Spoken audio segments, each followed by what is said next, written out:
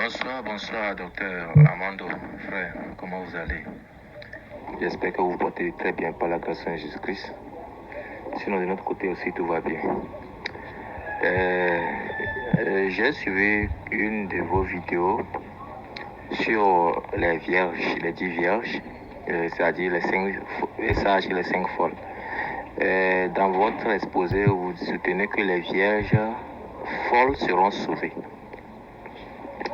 Mais bon, je ne sais pas exactement si vous avez une portion d'écriture pour nous pouvoir soutenir ça, parce que en lisant la parabole dans Matthieu 25, on se rend compte que quand les vierges folles sont revenues, elles ont demandé à y rentrer et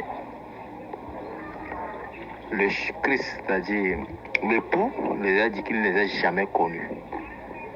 Quand l'époux dit qu'il ne les a jamais connus, là, cela signifie quoi? Qu'ils seront sauvés par la suite. Je ne vous connais pas pour le moment, ou je ne vous ai jamais connu. Jamais connu là. Cela voudrait dire qu'elles seront sauvées encore par la suite. C'est là où se trouve mon interrogation. S'il y a une portion d'écriture qui peut nous permettre de pouvoir élucider cela, ça me ferait plaisir. Maintenant, secondo aussi, parlons de l'enlèvement. Quand on parle de l'enlèvement, je suis convaincu que dans votre exposé, vous avez parlé aussi de la résurrection des sages, des vieux sages qui sont endormis. Eux aussi seront ressuscités. Mais les vierges folles n'iront pas. Alors, finalement, il y a combien de résurrections pour les saints? Parce que pour les croyants, les saints, je sais qu'il y a une résurrection. Maintenant, s'il y a un enlèvement, il y a résurrection. Maintenant, on parle encore d'une première résurrection par la suite. C'est ce que je n'arrive pas à comprendre. Si vous pouvez m'expliquer encore plus, ça me ferait plaisir. Merci beaucoup et que ça vous bénisse aussi davantage. Bien-aimés le Seigneur, je vous salue au nom de l'incomparable grand Seigneur, notre Créateur.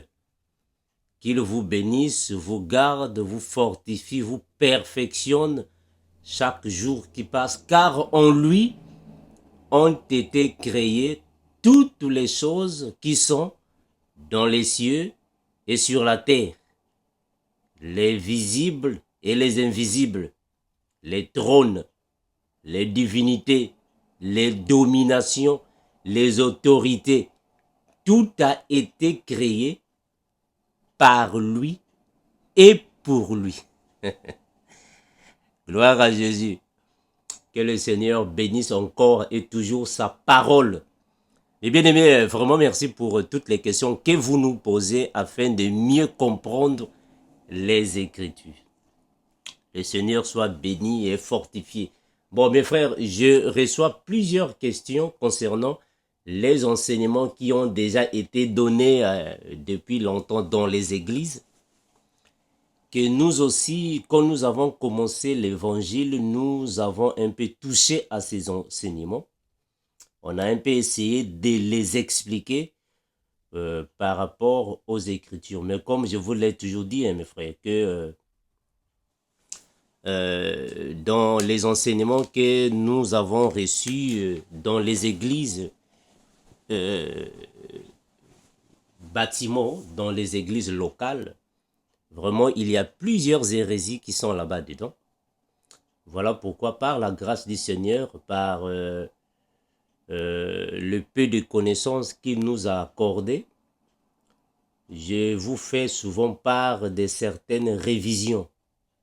Donc, quand je parle de révision, c'est-à-dire que je vais corriger ou modifier ou examiner à la lumière des Écritures tout ce qui n'est pas conforme à la vérité.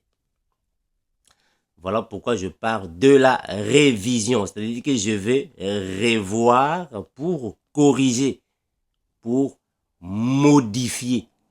Parce qu'il y a beaucoup de choses que nous avons déjà entendues qui ne sont vraiment pas conformes à la vérité. Il y a beaucoup de fausseté là-dedans. Bon, mais premièrement, concernant les 7 tonnerres, bon, c'est-à-dire que le livre de l'Apocalypse, je vous avais déjà promis que je vais pouvoir retoucher plusieurs confirmations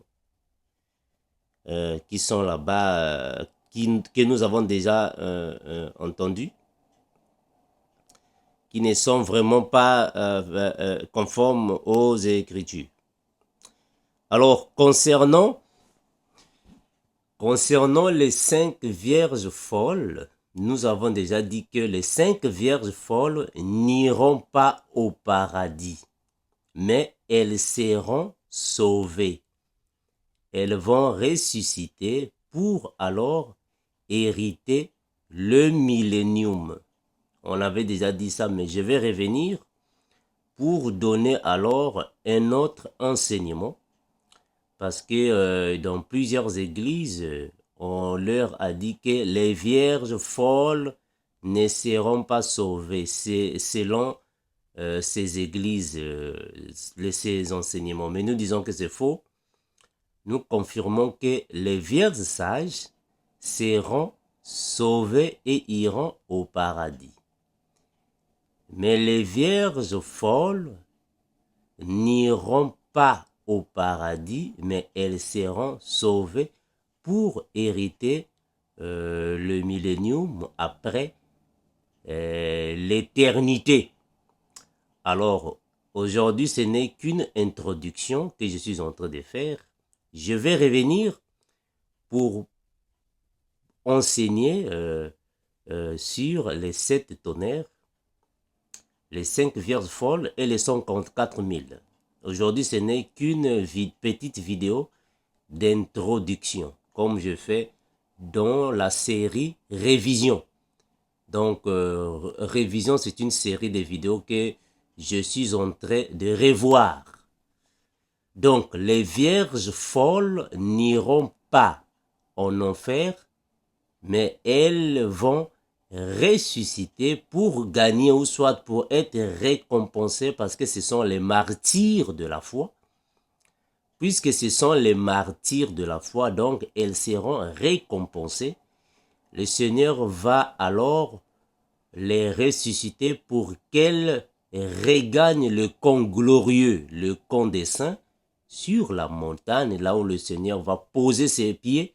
Je vais en parler en long et en large, et avec des versets bibliques à l'appui, afin que vous puissiez mieux nous saisir. Donc, les 5 vierges folles n'iront pas en enfer, mais elles seront sauvées, mais elles ne vont pas voir le paradis céleste, mais elles seront ici sur terre, dans le millénium, et puis dans l'éternité. Je reviendrai pour en parler.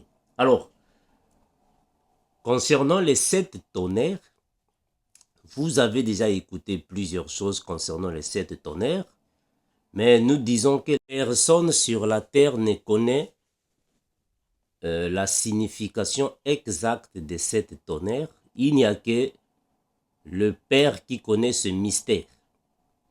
Donc, le frère Jean avait été interdit d'écrire que disaient alors les 7 tonnerres. C'était interdit au frère Jean de les écrire. Donc, personne sur la terre ne peut s'accaparer de dire qu'il connaît les 7 tonnerres. Personne ne connaît ça. Donc, c'est un mystère. Comme je l'ai toujours dit, mes frères. Je l'ai toujours dit et je vais le répéter que nous ne connaissons pas toutes choses. Il y a des choses qui sont dans la Bible que nous ne connaissons pas. Donc, il ne faut pas que quelqu'un soit orgueilleux de dire qu'il connaît les 7 tonnerres. Personne ne connaît ça.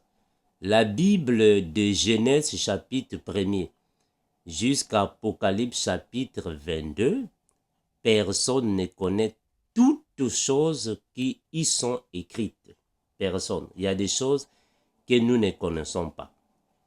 Le Seigneur nous a donné le ministère doctoral pour décortiquer les Écritures, mais être docteur de l'Évangile, être docteur de la parole, être docteur des Écritures ne signifie pas dire que nous connaissons toutes choses. Non. il y a des choses que nous ne connaissons pas. Être prophète de Dieu ne signifie pas dire que les prophètes, ceux qui ont le ministère prophétique, vont connaître toutes les choses. Non, même Moïse ne connaissait pas toutes choses. Il y a des choses que Moïse n'a pas connues. Donc c'est un humain, il ne va pas tout connaître. Il n'y a pas un humain sur la terre qui connaît toutes choses. Si une personne connaît toutes choses, donc il est omniscient. Personne n'est omniscient sur la terre et personne ne connaît toutes choses. Donc, il n'y a pas un apôtre qui connaît toutes choses. Même le frère Paul qui avait une grâce spéciale, c'est-à-dire qui avait une grâce particulière, n'a pas connu toutes choses. Il y a des choses que Paul n'a pas connues. Le maître était ici sur la terre dans la chair. Il a dit lui-même que nul ne connaît le jour ni l'heure que ces choses viendront, comme il l'avait confirmé. Donc, personne dans la position humaine peut connaître toutes choses. Personne. Donc, il y a des choses que nous ne connaissons pas parce que nous avons la chair humaine. Étant humain, personne ne connaît toutes choses. Donc, sur les 7 tonnerres, mes frères, détrompez-vous. Personne ne connaît que disaient les 7 tonnerres. C'est un mystère que Dieu lui-même va révéler. Concernant également aussi ce qui s'est passé dans le jardin d'Éden, il y a plusieurs choses que nous ne connaissons pas. Alors, ceux qui s'accaparent de tout connaître, bon, ça c'est eux. Mais moi, votre frère, je vous le dis humblement, je ne connais pas toute la Bible. Il y a des choses que je ne connais pas. Alors, concernant les 144 000 élus d'Israël, mes bien-aimés, comprenons que dans les églises, plusieurs ministres ont déjà confirmé que les 144 000, ce sont seulement les Juifs d'Israël. Et certains ont même confirmé que ce sont seulement les Blancs. Il n'y a pas de Noirs, il n'y a pas de Jaunes, il n'y a pas d'autres races, il n'y a que les Juifs blancs. Mais nous disons que c'est une fausseté. Ça n'a rien à voir avec la vérité des Écritures. On va démontrer ça à la lumière des Écritures, que les 144 000, ce ne sont pas seulement les Juifs, mais ce sont les Israélites. Et quand on parle des Israélites, on ne fait pas allusion seulement aux Blancs, non. Il y a des Israélites aussi noirs. Donc pour ça, nous allons alors confirmer ça de nouveau. Donc il y a des Israélites de plusieurs couleurs de peau. Voilà, c'est comme ça que nous allons alors décortiquer ces choses.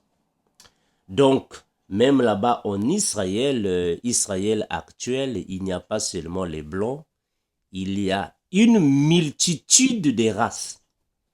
Donc, nous allons alors en parler. Donc, les 144 000 ne sont pas seulement les Blancs, ne sont pas seulement les Juifs, non. On a bien dit les 144 000 d'Israël. Il faut comprendre que Israël n'est pas un pays qui a seulement les Juifs, non. Ici, on fait allusion aux 12 tribus. Et les 12 tribus ne signifient pas seulement les Juifs, non. Il y a 12 tribus, donc il y a une multitude qui sont là-bas. Quand on parle des Juifs, on fait allusion aux résidents ou soit aux natifs de la tribu de Juda. Mais ici, on parle d'Israël, c'est-à-dire que les 12. Donc, je vais en parler avec la lumière des Écritures, afin que vous puissiez mieux saisir. Ici, ce n'est qu'une introduction que je fais, mais je viendrai pour donner un enseignement avec les versets bibliques à l'appui. C'est alors que vous allez comprendre que ces choses devraient être révisées parce qu'il y a plusieurs hérésies là-bas à l'intérieur, mes frères. Alors, donc, je vais revenir pour faire des vidéos d'enseignement concernant ce que je suis en train ici de dire avec versets bibliques à l'appui. Ok, mes frères, donc concernant également aussi les résurrections, je viendrai pour en parler afin que vous puissiez comprendre les Écritures. Voilà, mes bien-aimés, donc j'espère que c'était ça. Donnez-nous juste un peu de temps parce que nous avons beaucoup d'enseignements à donner et nous sommes en train de les préparer petit à petit, comme on dit, malembe, malembe. Voilà, jusqu'à ce que nous allons arriver là-bas. Donc, je suis en train vraiment de sacrifier ce temps pour réviser plusieurs enseignements. Quand je parle des révisions, comme j'ai dit, la révision ici signifie euh, la modification ou soit la réforme. Voilà, c'est-à-dire le fait d'examiner de nouveau afin de le mettre à jour, les enseignements que nous avons déjà reçus. Et il y a plusieurs incohérences dans tout ça, comme j'ai fait avec le mariage, c'est-à-dire la dot, le mariage, le remariage et le divorce. Je remercie au Seigneur de la manière que plusieurs d'entre vous ont des yeux maintenant ouverts par rapport à cela. Beaucoup d'écailles ont été, beaucoup des écailles sont tombées. Vous avez maintenant bien vu la dot, le mariage, remariage et le divorce. Jusqu'alors, comme nous disons toujours, s'il y a encore des frères qui sont contre ce que nous disons, vraiment, notre plateau de vérité sans cesse est ouvert pour tous ceux qui veulent nous contredire concernant les Écritures. Nous sommes ici. La Bible va nous aider parce que nous croyons que chacun de nous a sa grâce qu'il avait reçue et personne est supérieur à personne. Nous avons reçu la grâce et Dieu a donné à chacun de nous sa portion, sa mesure pour alors éclairer l'Église. Alors s'il y a un frère, une sœur est contre ce que nous disons, notre plateau est là pour nous aider alors d'en parler à la lumière des Écritures. Donc, je suis en train de marcher petit à petit avec cette série également de révision, modification des enseignements, afin d'aider à l'Église de mieux comprendre les Écritures. Donc, pour la révision sur l'Apocalypse, je vais revenir. Donnez-moi juste un peu de temps, mes frères, parce qu'il y a beaucoup de choses à faire. Avant que le Seigneur nous dispose, il y a beaucoup de questions à répondre. Bon, pas beaucoup, je dirais plutôt plusieurs questions à répondre. Alors, nous devons aller petit à petit parce que nous avons aussi d'autres choses à faire. Comme on dit, nous avons beaucoup de chats à fouetter. Au moment que le Seigneur nous donne seulement le temps, nous disponibilise pour que nous venons alors aussi éclairer l'Église. Soyez toujours là, mes frères. Continuez toujours de nous poser des questions, même si nous n'avons pas le temps libre de venir répondre à toutes les questions au même moment. Vraiment, ayez votre c'est-à-dire qu'ayez vraiment beaucoup de patience. Je vais revenir pour répondre, mais donnez-moi juste un peu de temps. Moi, je sais qu'il y a plusieurs questions qui m'ont été posées et plusieurs frères attendent et sœurs. C'est frère Armando, je t'avais posé cette question, frère Armando. Je comprends, mes bien-aimés. Vraiment, comprenez aussi nous. Ce n'est pas facile de répondre aux questions de l'Église. Il y a tellement de questions qui viennent des quatre coins de la terre, donc il faut comprendre ça comme ça. Nous allons avancer petit à petit. Les questions que nous allons pouvoir répondre, on va les répondre, mais celles qu'on ne va pas pouvoir répondre vraiment, le Seigneur nous aidera. Mais ce que je peux vous garantir ici, mes frères, que toutes les questions de l'Église ne seront pas répondues parce que elles sont tellement nombreuses et jusqu'à ce que le Seigneur reviendra pour éclairer à tous. Voilà, donc c'est un peu ça, mes frères. Mais nous répondons aux questions, aux questions que nous avons reçues en premier. Voilà pourquoi dans le GEC, nous avons la facilité de répondre aux questions parce qu'on est là constamment. Mais les questions de l'Église en général, vraiment, on va les répondre dans la mesure du possible. Vraiment, comprenez-nous, avec la charge que nous avons, ce n'est pas une charge facile, c'est une charge vraiment lourde, mais vraiment, nous disponibilisons pour venir alors parler avec nos frères et nos sœurs qui veulent comprendre les Écritures. Mes frères, j'aimerais dire ici une chose, mes bien-aimés, vous qui êtes amoureux des Écritures, que personne ne vous séduise d'aucune manière. Il n'y a personne sur la terre qui connaît toute la vérité de la Bible. Personne ne peut connaître toutes les questions et personne ne peut tout connaître. Nous sommes des humains. Et il n'y a pas un humain qui est omniscient. Il n'existe pas. Nous connaissons ce que le Seigneur nous a mis à cœur, ce que le Seigneur nous révèle, ce que le Seigneur nous a fait grâce. Il nous a accordé une mesure de grâce à chacun. Et personne ne peut se taper la main sur la poitrine et dire qu'il connaît toutes choses ou qu'elle connaît toutes choses. Non. Il y a des choses dans la Bible que nous ne connaissons pas. Alors, nous répondons aux questions qui sont à notre portée. Alors, celles que nous ne connaissons pas, le Seigneur nous aidera.